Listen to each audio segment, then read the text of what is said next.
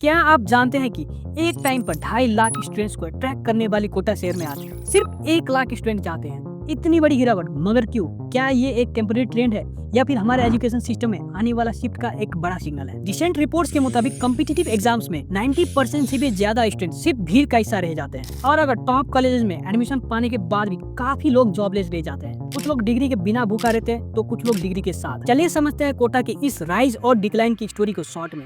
सबसे पहले बात करते हैं कोटा की राइज की। और कोटा का नाम सुनते ही दिमाग में आता है एजुकेशनल कंपटीशन, आईआईटी और टॉप मेडिकल कॉलेजेस में एडमिशन। पिछले 20-25 सालों में कोटा एक छोटे से शहर से एक बड़ा कोचिंग हब बन गया, जहां हर साल लाखों बच्चे जाते हैं जेईई और नीट की तैयारी करने के लिए और एक सपने के साथ, इंडिया की टॉपेस्ट एग्जाम को क्रैक करने के लिए। उनके लिए कोचिंग सेंटर सिर्फ ट्यूशन नहीं बल्कि एक ड्रीम फैक्ट्री था। और कोचिंग इंडस्ट्री के साथ ही कोटा का लोकल इकोनॉमी बूम पे था। हॉस्टल्स, रेस्टोरेंट्स, स्टेशनरी शॉप और ऑटो ड्राइवर, इनका पूरा एक इकोसिस्टम स्टूडेंट्स के अराउंड बिल्ड हो गया था। आज भी कोटा का कोचिंग मार्केट 7,000 करोड़ का है, लेकिन एक्सपर्ट्स का मानना है ये नंबर गिर रहे हैं और ये नंबर गिर के 3,500 पे आने वाला है, यानी कि सीधा 50% का डिक्लाइन। अब अगर मान के चले तो अगर एक सोसाइटी में 2 दुकानें हुआ करती थी, उनमें से सिर्फ एक ही चलेगा, और अगर 2 रेस्टोरेंट हुआ करती थी तो सिर्फ एक ही रेस्टोरेंट चलेगा। इसका मतलब पूरी कमाई 50% पे डिक्लाइन होने वाली है और इसका इम्पैक्ट कोटा के हर कोने में दिख रहा है। पर आखिर ऐसा क्यों हो रहा है? पहला और सबसे बड़ा रीजन है ऑनलाइन एजुकेशन प्लेटफॉर्म का बूम।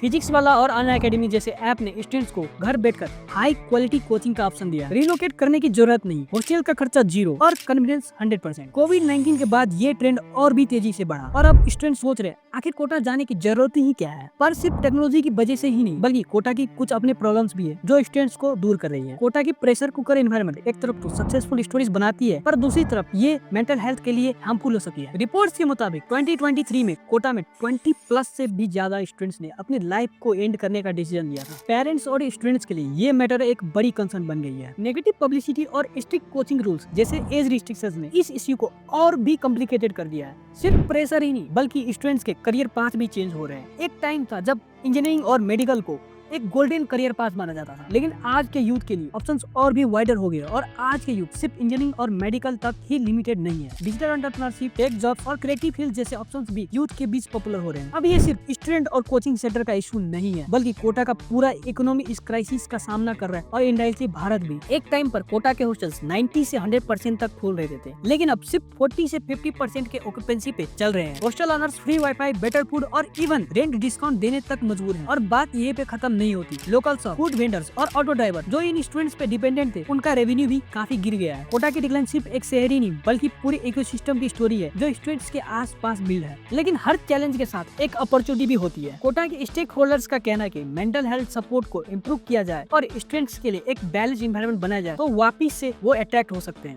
साथ ही कोटा अपने IT और नॉन एजुकेशनल सेक्टर को भी एक्सप्लोर कर रहा है ताकि अपने इकोनॉमी को डाइवर्सिफाई कर सके। और सबसे इम्पोर्टेंट बात, हम अपने एजुकेशन सिस्टम को फ्यूचर प्रूफ और more relevant to paying scale कैसे बना सकते हैं। कोटा की डिक्लाइन की ये कहानी एक रिमाइंडर है कि हमारा एजुकेशन सिर्फ रिजल्ट ओरिएंटेड नहीं बल्कि स्टूडेंट फ्रेंडली और फ्लेक्सिबल बनाने की जरूरत है। आपका क्या ओपिनियन है? क्या कोटा वापिस से अपना गोल्डन एरा दिखा पाएगा? और ऐसे इन्फॉर्मेटिव वीडियोस के लिए हमारे चैनल को एक्सप्लोर करें।